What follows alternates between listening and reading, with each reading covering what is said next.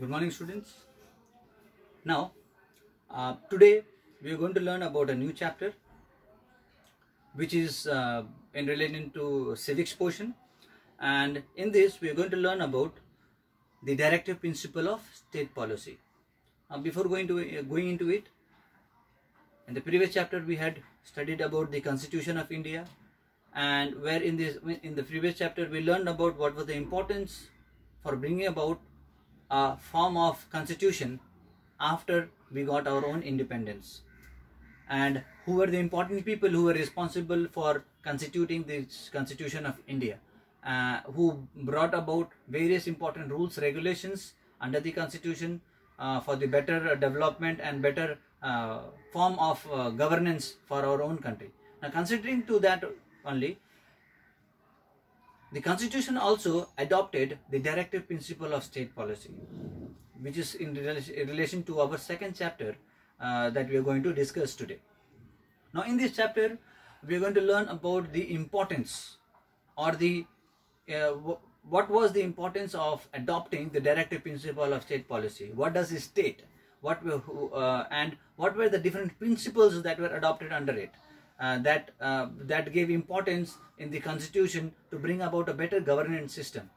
Now, before knowing that, it is very important to understand what is the meaning of a welfare state.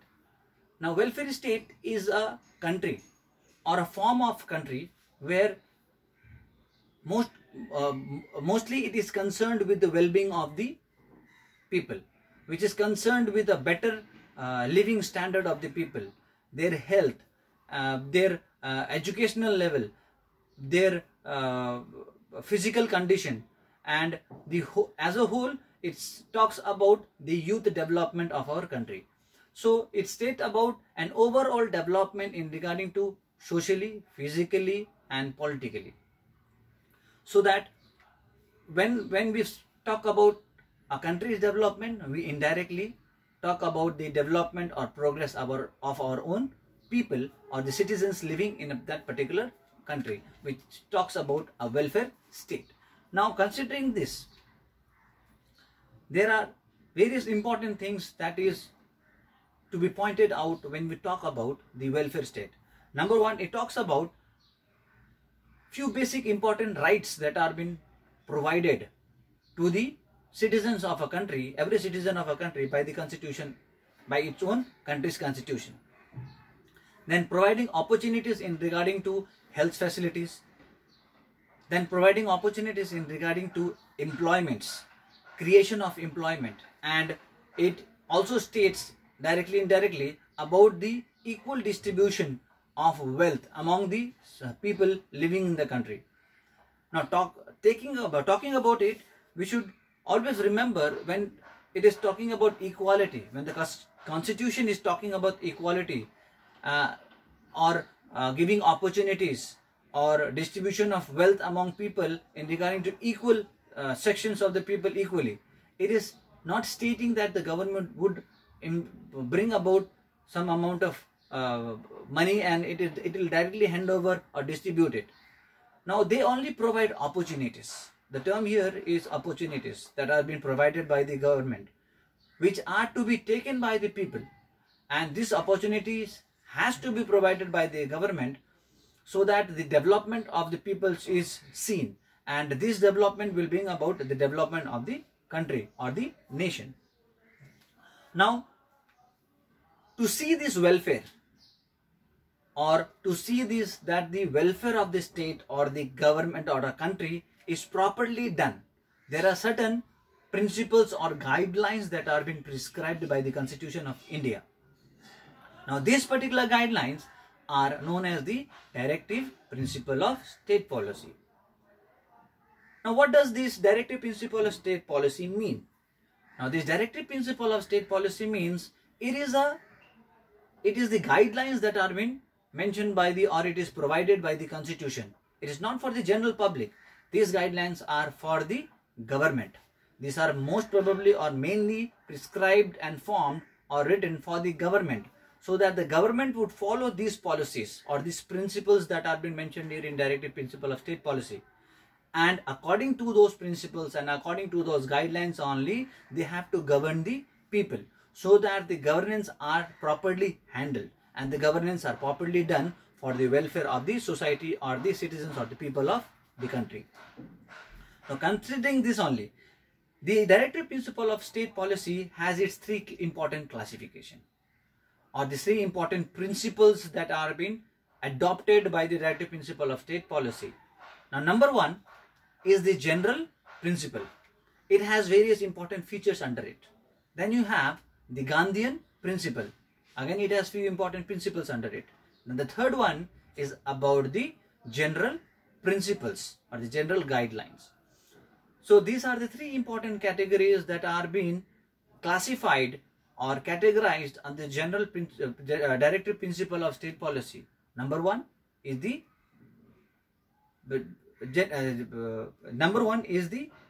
economic equalities and distribution of wealth among the people.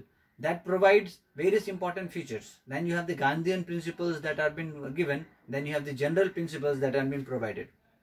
Now, considering this, let us see the first important part, which states about the principle which is related to equality of distribution of wealth and equality among the various different sections of people. Now, what are the important features? Number one, it is the responsibility of the government to see that the distribution of wealth is done equally among the various different sections of the people. Now, again, I'll explain you about what exactly it means. It does not mean, it is to be remembered that it does not mean that if it is stating about distribution, equal distribution of wealth, it does not mean that government will carry suitcase of money and they will go to individual houses and they will start distributing money. No. It is the opportunities that are being provided by the government. And importantly, they provide important facilities that are required to see that these facilities or these opportunities are taken up by the general public. This has to be created by the government. So this creation of opportunities to see that the distribution of wealth can be provided not only to the higher part of the society but to the lower part of the society that is there in a country. Second is providing a basic and important facilities in regarding to the working condition of the people. A guidelines has to be prescribed or mentioned or formed to see that people who work in different areas or different places, their health and their protections are being seen, and this regulations or guidelines has to be provided to each and every companies. For example, if a company is established which is regarding to manufacturing of chemicals, and we all know that chemicals are very dangerous for a health of a person, and if workers are working there, their health and their physical conditions are to be protected in a very better way.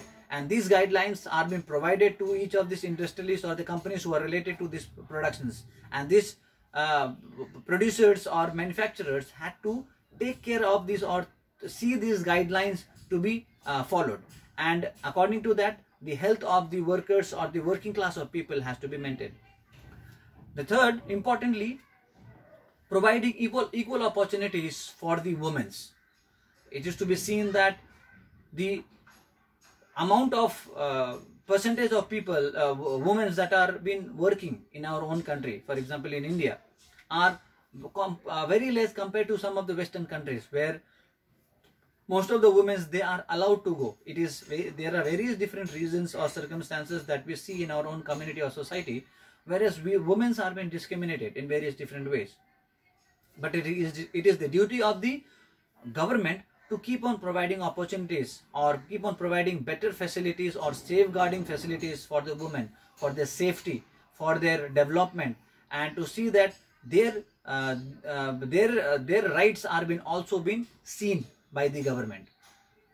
The fourth important part is equal distribution in regarding to the various important works that are to be allocated to the various parts. And this resourcefully also states that states about equal pay for equal opportunity, equal work. Now, what does it mean by equal pay for equal work? Is that if two individual people are working in the same condition, same post, same place, their payments or their a mode of payment should not differ. If there is a male and a female having a same post in a company and working for a same post, there should be equal pay for equal work. That is, equal amount of payment should be given to a particular category of people working in the same zone. So it should not be discriminated in regarding to any religious ground, any gender ground, or a caste ground, or etc. So there should be equal pay for equal work without any kind of discrimination. Now, it is very much important to also see for the government that a proper environmental condition is created for the people where they can, where unemployment situation are being taken care.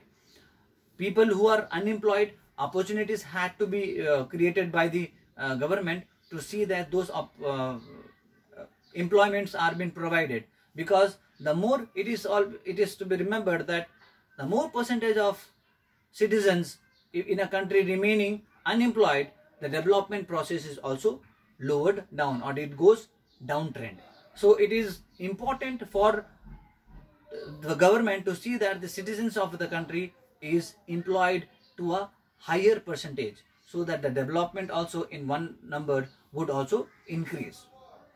Now, these are few of the important principles that are mentioned in promoting economic equality. Now, the next one is the Gandhian principle. The Gandhian principle is importantly prescribed, or it is noted down by the ideologies and principles of Gandhiji, where he has mentioned the most importantly to see that the children are educated. There is a good formal percentage of children, or the age of students or children given basic important educational facilities. Then secondly, to provide agricultural development, to provide important facilities and methods for the agricultural development of our country. The third is creation of panchayat system, was formulated or idealized by Gandhiji in the Gandhian principle, which is mentioned in the directive principle of state policy. The third one is the general principle. Now, general principle is most probably related to those activities which are in common to everyone, like bringing about better environment throughout our society by less polluting our environment, creating those kind of situations where pollutions can be handled by the government. These principles and guidelines has to be followed or formulated by the government, and see that the situation of pollution or environmental protection are seen. The other important is also related to other living creatures who are there in forest or living in jungles. So various rules and regulations also has to be framed so that they are not being disturbed, their health or their facilities are not being hindered, or they are not unwantedly disturbed in any way. There are various incidents that we have seen that people, they go on hunting, right, in jungles where are restricted, which are not allowed at all. Few important species of animals are strictly prohibited from being hunted, or there are various provisions or punishments also imposed on doing so. Still there are various activities that are going through, but it is the responsibility of the government to see that this balance in the ecosystem or the protection of the animals and other creatures are also taken care. So this most probably are the important things that we see in this directive principle of state policy that we have studied now, and here we learn about how importantly it was required to see that there should be a principles or a guidelines that has to be formed or to be given to the government which is formed, and this government, whoever comes to bring about a governance system in a state chosen by the people, has to follow this and to see that they properly work into it in a proper channel, to see that the development of the country is seen in a better way.